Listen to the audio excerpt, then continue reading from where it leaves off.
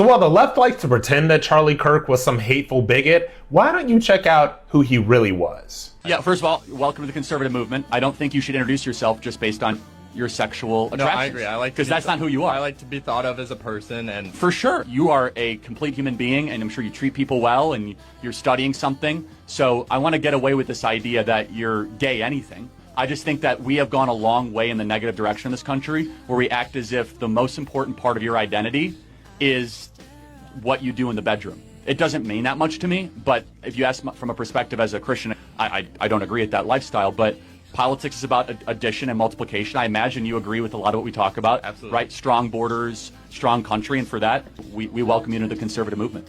If there was someone standing on this campus saying, you as a straight man, I do not accept your existence, do you think you would also be mentally ill from that? Do you think you could also develop anxiety or depression?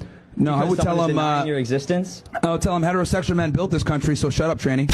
Okay. Wow. All right, at the very beginning of that video, that was obviously the late great Charlie Kirk, and at the end, it was Myron from Fresh and Fit, who's actually really funny, but literally no Charlie Kirk.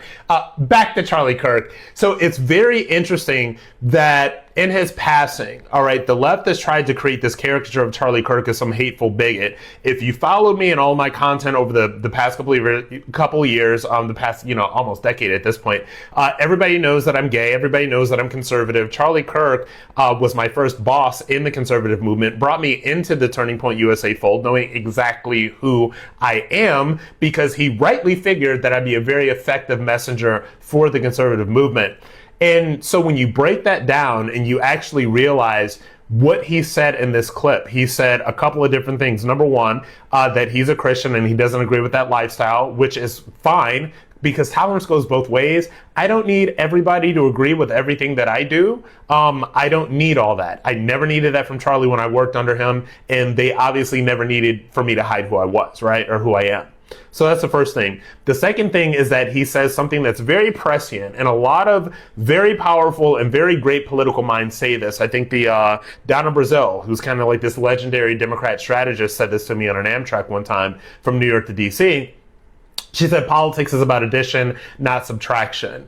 And that's kind of what the left figured out a long time ago, and the right kind of started to figure that out around the era in which I was brought into the fold with Turning Point USA, MAGA movement, all of that stuff. I believe that the right now is kind of like losing that battle. I think that there's a lot of stuff going on, and they're starting to kind of like push some of the new people away, which I personally don't think is going to bode well for them in the future, but I digress.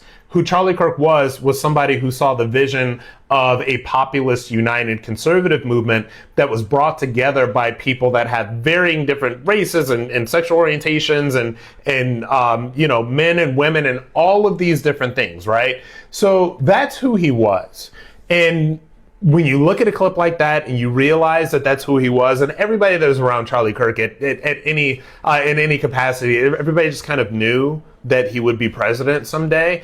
And, it really makes you sad that Charlie was taken away from us way too soon.